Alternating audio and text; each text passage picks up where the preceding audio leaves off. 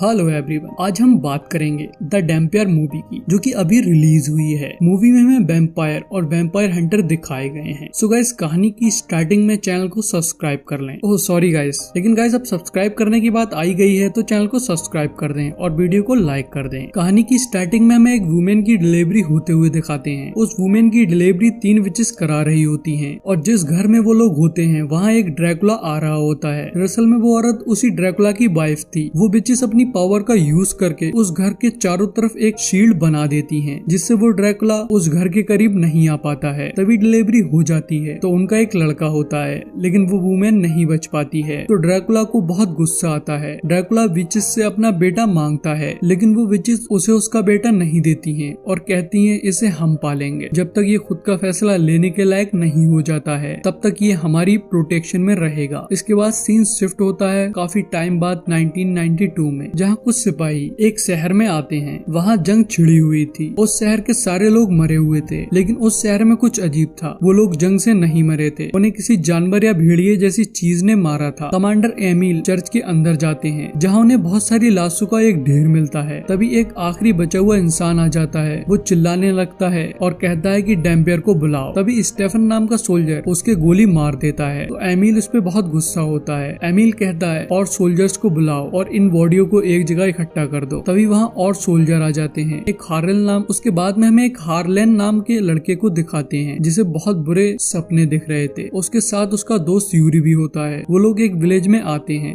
जहाँ पर यूरी सबसे ये कहता है कि मैं जानता हूँ तुम्हारे कब्रिस्तान में भूत हैं, लेकिन तुम्हें डरने की जरूरत नहीं है क्योंकि हार्लेन आपकी मदद करने आए हैं, जो कि एक बहुत ही पावरफुल डैम्पियर हैं। दरअसल में डैम्पियर वैम्पायर हंटर होते हैं। हार्लेन उनके कब्रिस्तान के करीब जाकर मंत्र पढ़ने लगता है और फिर कहता है अब यहाँ शैतान नहीं है। तो वो लोग उन्हें बहुत सारा सामान देते हैं, जैसे कि अल्कोहल, खाना और बहुत सारी चीजें। इसके बाद में हमें एमिल को दिखाते हैं। वहाँ अब रात हो गई होती है। वो बेस पे कांटेक्ट करने की कोशिश कर रहा था, लेकिन कांटेक्ट नहीं हो पाता है। उसके बाद में उसके लोग बाहर पहरा देने लगते हैं। जिनकी बातों से पता लग रहा था वो एमिल के यहाँ रुकने वाले फैसले से खुश नहीं है। दो सिपाही बात कर रहे होते हैं कि उनके पास में एक लड़की की आवाज आती है जो कि चिल्ला रही होती है बचाओ बचाओ। तो वो दोनों उसके पास में जाते हैं। वो जैसे ही उसके करीब पहुंचते हैं तो देखते हैं उस लड़की के काफी बड़े बड़े नाखून हैं। वो एक वैम्पायर होती है। वो उन पे हमला कर देती है तो वो फायर करने लगते हैं, लेकिन उनकी बुलेट का उस पे कोई भी असर नहीं होता है। तभी एमिल और बाकी के लोग भी वहाँ आ जाते हैं। वो देखते हैं वहाँ कुछ और भी वैम्पायर होते हैं। वो लोग बहुत तेजी से भाग रहे होते हैं। कुछ लोगों को खून पीने के बाद में वो वैम्पायर वहाँ से भाग जाते हैं। एक घायल सोल्जर एमिल को बताता है कि उन लोगों पर बुलेट का असर नहीं हो रहा था। तो एक लेजार नाम का सोल्जर डर जाता है और चिल्लाकर कहने लगता है कि हमें उसे बुलाना होगा। तो एमिल गुस्सा होकर उससे पूछता है तुम किसकी बात कर रहे हो।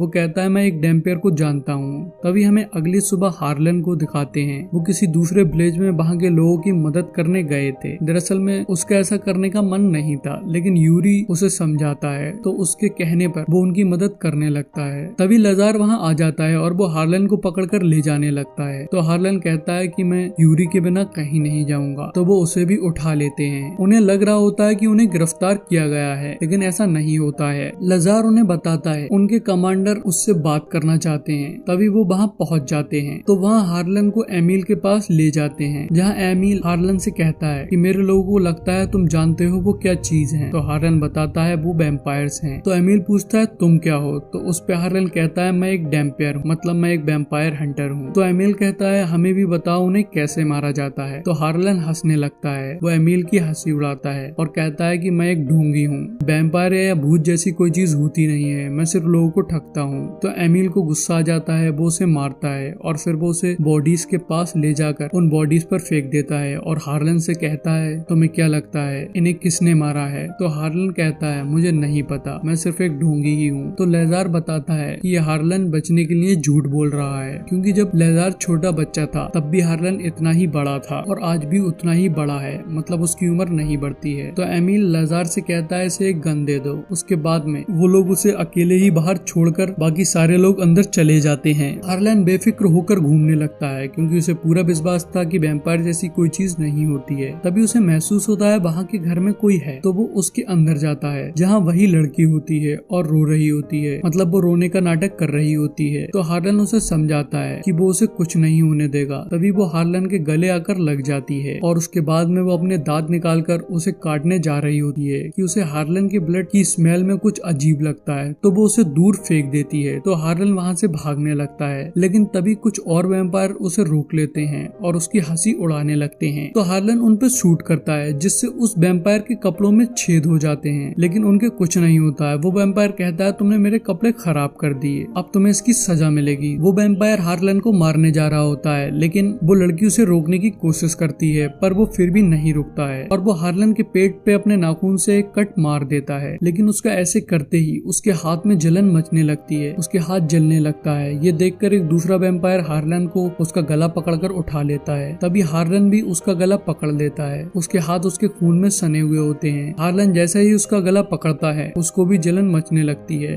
और उसकी पूरी बॉडी जल जाती है। वो वैम्पायर मर जाता है। तभी हमें उनके वैम्पायर किंग मतलब ड्रैकुला को दिखाते हैं। वो उन वैम्पायर से किसी तरह से कनेक्ट था क्योंकि उसी ने उन्हें इंसानों से वैम्पायर बनाया था। वो उन्हें बताता है ये एक डैम्पियर है और उन्हें वापस बुला लेता है क्योंकि वो उसका सामना नहीं कर सकते थे। लेकिन वो उस लड़की को वहीं रुकने को कहता है क्योंकि उसकी आंखों के थ्रू वो हार्लन पे नजर रख सकता था, तो वो वहीं रुक जाती है। तभी सुबह हो जाता है और जैसे ही उस वैम्पायर की बॉडी पर धूप की रोशनी पड़ती है वो जलकर राख बन जाती है। तभी बाकी लोग भी वहाँ आ जाते हैं। तो एमिल हार्लन से पूछता है तुमने इसे कैसे मारा। तभी बाकी लोग भी वहाँ आ जाते हैं। तो एमिल हार्लन से पूछता है तुमने इसे कैसे मारा। तो वो बताता है ये धूप ने किया है और कहता है अंदर एक लड़की है उससे पूछ लो। तो एमिल अंदर जाने को कहता है, लेकिन कोई भी सोल्जर अंदर नहीं जाना चाह रहा था। वो सारे डर रहे होते हैं, पर एमिल उनका कमांडर था इसलिए उन्हें उसकी बात सुनना पड़ती है। वो लोग अंदर जाते हैं जहाँ वो लड़की बहुत खतरनाक आवाज कर रही होती है। तो सोल्जर डरने लगते हैं। स्टेफन एमिल पे गन पॉइंट कर देता है और कहता है हमें यहाँ से जाने दो, तुम्हें अगर मरना है तो मरो। तो बाकी के सोल्जर भी स्टेफन के साथ हो जाते हैं और वो एमिल को वहीं छोड़कर जाने लगते हैं। तो हार्लन कहता है कि यूरी को भी साथ ले जाओ क्योंकि वहाँ पर काफी खतरा है। हालांकि यूरी साथ में नहीं जाना चाहता था, वो वहीं रुकना चाहता था, लेकिन वो लोग फिर भी उसको जबरिया ले जाते हैं। स्टेफन डोर को बाहर से बंद कर देता है। तो एमिल गुस्से में लड़की के पास जाने लगता है, लेकिन हार्लन उसे रोक लेता है और कहता है तुम उसे नहीं मारोगे। तभी वो लड़की बाहर निकल आती है और अपना नाम टेस्ला बताती है। वो हार्लन को उसकी जान बचाने के लिए शुक्रिया कहती है, लेकिन एमिल कह रहा होता है ये हमसे नफरत करती है। तो उस पे टेस्ला कहती है मैं तुमसे नहीं अपने मास्टर गोरका से नफरत करती हूँ जो कि लॉर्ड ऑफ द नाइट हैं। उन्होंने ही मुझे वैम्पायर बनाया है। उनके पास में ऐसी पावर है जिससे वो किसी भी नॉर्मल इंसान को वैम्पायर बना सकते हैं। और वो हार्लन से कहती है कि वो तुम्हारे जैसे वैम्पायर को पैदा भी कर सकते हैं। तो हार्लन को इस बात पे विश्वास नहीं होता है कि उसके पिता एक ड्रैकुला है। हालांकि उसे अपने माँ बाप के बारे में कुछ भी नहीं पता था। टेस्ला बताती है जब कोई लॉर्ड ऑफ द नाइट किसी ह्यूमन के साथ में संबंध बनाते हैं तो एक डैम्पियर पैदा होता है और वो डैम्पियर को पैदा होते ही मार देते हैं क्योंकि उन्हें डैम्पियर से बहुत खतरा होता है। एक डैम्पियर ड्रैकुला को भी मार सकता है। वो कहती है पता नहीं तुम कैसे बच गए, लेकिन अब मेरे मास्टर को तुम्हारे बारे में पता लग गया है तो वो तुम्हें अब नहीं छोड़ेंगे। साथ ही वो बताती है कि एक नॉर्मल वैम्पायर धूप में नहीं जा सकता है, लेकिन लॉर्ड ऑफ द नाइट कहीं भी और कभी भी जा सकते हैं। इसके बाद हमें उन सोल्जर को दिखाते हैं जो कि वहाँ से जा रहे होते हैं कि उनके आसपास बहुत सारा कोहरा आ जाता है। तो वो लोग अपनी गाड़ियों को रोक देते हैं। तभी वो देखते हैं कि वहाँ पर गोरका होता है। वो उन लोगों को एक एक करके मारने लगता है। लास्ट में वो यूरी को भी मार देता है। दरअसल में वो उन्हें वैम्पायर बनाने के लिए अपने साथ में ले जाता है और ये सारी चीजें हार्लन को देख रही होती हैं। तो हार्लन टेस्ला से कहता है मुझे गोरका के पास लेके चलो, लेकिन एमिल को टेस्ला पे भरोसा नहीं था। तो टेस्ला उसे समझाती है कि लॉर्ड ऑफ द नाइट को सिर्फ एक डैम्पियर ही मार सकता है, इसलिए वो उनका साथ देना चाहती है जिससे गोरका मर जाए और टेस्ला आजाद हो जाए। तभी वो वहाँ से जाने लगते हैं।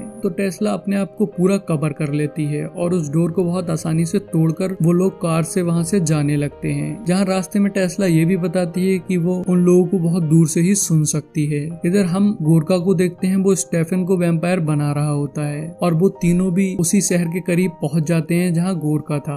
गोरका एक लाइब्रेरी के नीचे रहता था। तो एमिल कहता है हम उन्हें मारेंगे कैसे। तो हार्लन अपने ब्लड को बुलेट पे लगा देता है और बताता है जब उस वैम्पायर ने मेरे हाथ मारा था तो उसके हाथ में मेरा खून लग गया था जिससे उसका हाथ जल गया था, और मैंने जिस वैम्पायर के गले को पकड़ा था तब भी मेरे हाथों पे खून लगा हुआ था। तो उसे लगता है कि उसके खून से वो लोग मर जाते हैं। तो टेस्ला भी एक गन मांगती है, लेकिन एमिल उसे गन नहीं देता है। लेकिन हार्लन उसे वो चाकू दे देता है जिससे उसने अपना खून निकाला था। वो उससे किसी भी वैम्पायर को बहुत आसानी से मार सकती थी। तभी वो लोग वहाँ से चले जाते हैं और काफी देर चलने के बाद में एमिल कहता है, मुझे लगता है इसने हमें धोखा दिया है। तो टेस्ला बताती है वो उन्हें गोरका के पास नहीं ले जा रही है, क्योंकि गोरका यही चाहता है। वो चाहता है कि टेस्ला हार्लन को उसके पास ले जाए और गोरका हार्लन को मार दे, इसलिए वो उसे वहाँ नहीं ले जाएगी। लेकिन एमिल के सोल्जर जो कि अब वैम्पायर बन चुके थे वो वहाँ आ जाते हैं। वो लोग अपने होश में नहीं होते हैं। वो लोग हार्लन और एमिल पर शूट करने लगते हैं। तभी वो दोनों भी उन पर शूट करते हैं। उनकी एक ही बुलेट से वो जलकर मर जाते हैं। तो वो एक एक करके उन सारे वैम्पायर को मार देते हैं। तभी वहाँ पर टेस्ला आती है। वो हार्लन पे एक गन पॉइंट कर देती है, तो एमिल भी उस पे गन पॉइंट कर देता है, लेकिन हार्लन उसे रोक देता है। वो टेस्ला से कहता है, मुझे पता है तुम मुझे धोखा नहीं दोगी। तो टेस्ला कहने लगती है, ये मैं नहीं हूँ, ये गोरका है, वो मुझसे ये सब करवा रहा है,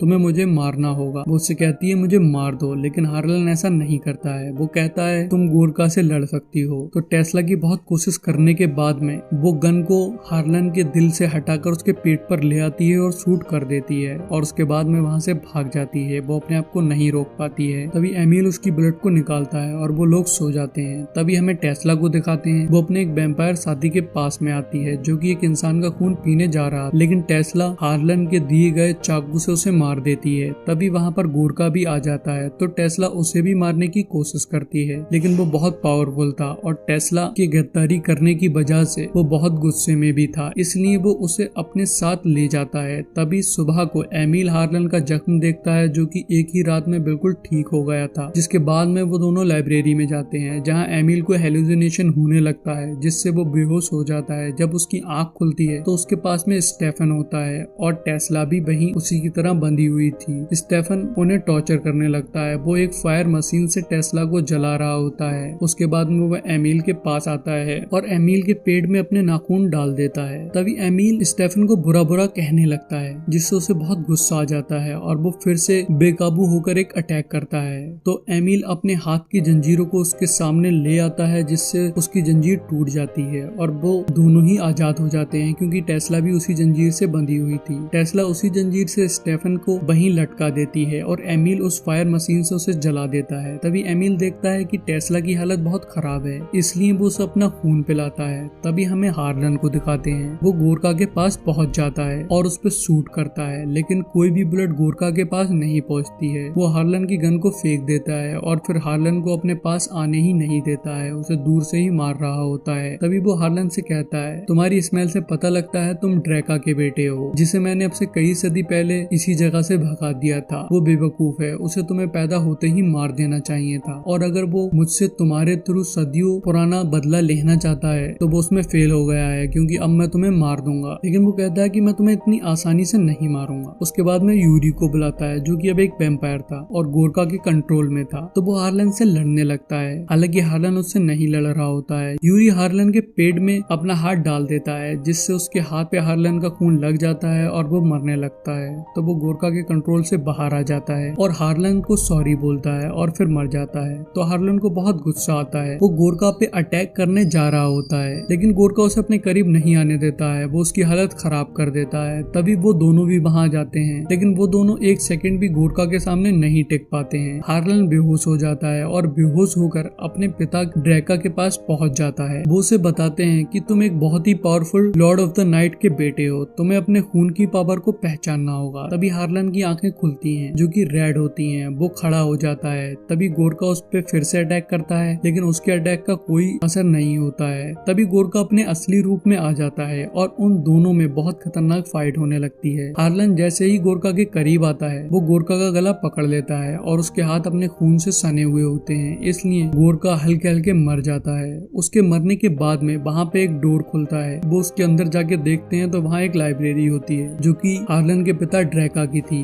उसमें वैम्पायर के बारे में बहुत सारी इन्फॉर्मेशन होती है। वहाँ एक बुक होती है जिससे पता लगता है कि वो ड्रैका की बुक है। उस बुक में कुछ और ऐसे ही लॉर्ड ऑफ द नाइट की इन्फॉर्मेशन होती है, तो वो लोग उन्हें भी मारने की सोचने लगते हैं। इसके बाद में हमें ड्रैका को दिखाते हैं। वो हार्लन की माँ के टॉम के पास में था और उससे हार्लन के बारे में बात कर रहा होता है। तभी वहाँ पर वही तीनों विचेस आती हैं। वो कहती हैं कि आपके बेटे को आपके बारे में पता चल गया है, हो सकता है वो आपको मार देते। तो उस पे ड्रेका कहता है हो सकता है वो अपने पिता को ना मारे और अपनी खून की आवाज सुन ले और अपने पिता के साथ हो जाए, और यही इस मूवी का एंड हो जाता है। सो गाइस, अगर आप लोगों को वीडियो अच्छी लगी हो तो चैनल को सब्सक्राइब कर लें और वीडियो को लाइक कर दें।